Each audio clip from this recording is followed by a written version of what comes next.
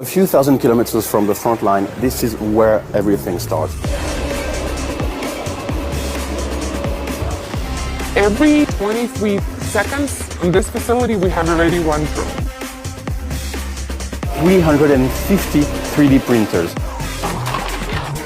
Today, they can produce 4,000 per day.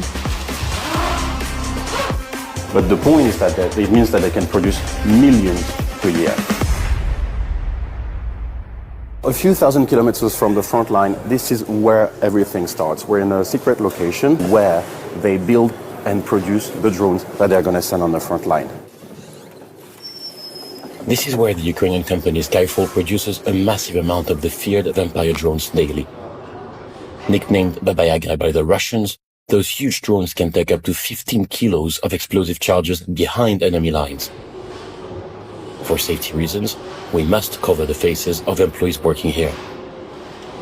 Only at this facility, we produce thousands of bombers per month. And if we are talking about FPVs, we produce hundreds of thousands per month. The drones are assembled and tested here before being sent on a battlefield. We can't show all the steps of the production in detail to preserve the company's sensitive tech. The Vampire stands out for its size and its capacity to deliver 4 explosive charges at once. But this must be tested first, and this is the stand where one of the workers put fake charges to check if the system works.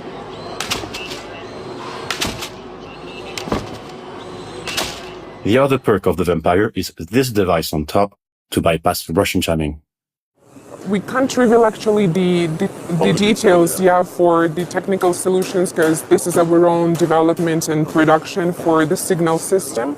It can be switching between different frequencies, trying to figure out the best solution even without the pilot. So this is the stuff that is smarter than me, I think. When we walk around, we're surrounded by security guys. This is how secret this place is. Last week, we were on the front line near Luhansk, where pilots showed us how they best use the state-of-the-art FPV drones produced on this site to counter Russian electronic warfare.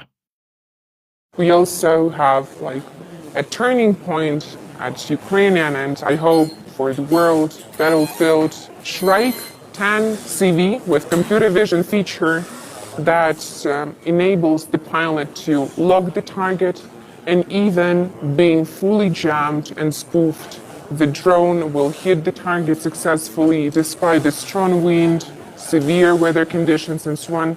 This solution has been already tested at the battlefield. We got positive feedback. One camera is to detect the moving vehicle, for example, or the target to strike at. And another camera is to give the pilot the picture actually what to lock. The pilot sees the target, for example, even that can be 1 kilometer far away.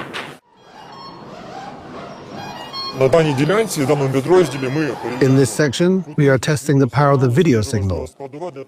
This is a very important component so that the drone operator can correctly see the image from the camera over a certain distance on the front. The company is also working on a model of Shrike waterproof drones that take off directly from the water, opening a whole new range of tactics against the Russians.